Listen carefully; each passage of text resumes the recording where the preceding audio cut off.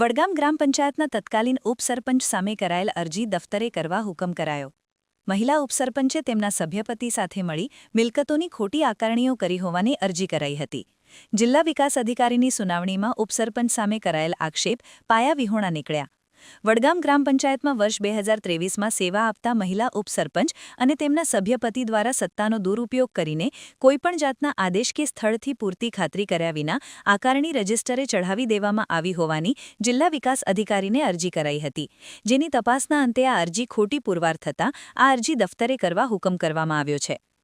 વડગામ ગ્રામ પંચાયતમાં વર્ષ 2023માં ઉપસરપંચ પદે ચંદ્રિકાબેન ભગવાનભાઈ સોલંકી અને ગ્રામ પંચાયતના સદસ્ય પદે ભગવાનસિંહ ગુલાબસિંહ સોલંકી સેવા આપી રહ્યા હતા, ત્યારે તેમની સામે અરજદાર ભગવાનસિંહ પ્રતાપસિંહ સોલંકી દ્વારા આ પતિ પત્નીએ ભેગા મળી સત્તાનો દુરુપયોગ કરીને ઓગસ્ટ 2023ના મળેલી સામાન્ય સભામાં તેમની માતા મેતુબેન ગુલાબસિંહના કબજા ભોગવટાવાળી જમીન ગ્રામ પંચાયતના આકારણી રજિસ્ટરનામા પ્લોયભી આકારણી કરાવીને અંગત ફાયદા માટેનું કૃત્ય કર્યું હોવાથી આ ઠરાવ રદ કરવા અને ઉપસરપંચ પદેથી દૂર કરવા જિલ્લા વિકાસ અધિકારીને લેખિત રજૂઆત કરાઈ હતી।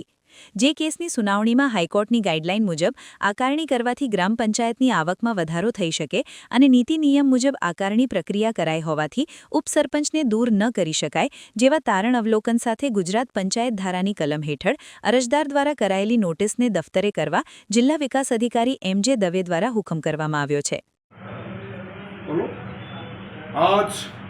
વડગામ ગ્રામ પંચાયતના ડેપ્યુટી સરપંચના પતિ ભગવાનસિંહ ગુલાબસિંહ અમારા વિરોધમાં પતિ પત્નીને 57 મુજબ સસ્પેન્ડ કરવા માટે વડગામના સોલંકી ભગવાનસિંહ પ્રતાપસિંહ સરપંચ દ્વારા અરજી કરેલી, જે જિલ્લા વિકાસ અધિકારીએ એમની અરજી દફતરે કરેલી છે। અમે આવું કોઈ પણ કૃત્ય કરતા નથી જેથી અમારી નામોશી બને।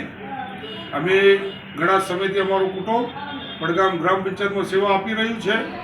અરજદારને ભગવાન સાથે એવી પ્રાર્થના કરીએ કે એમને સદબુદ્ધિ આપે તથા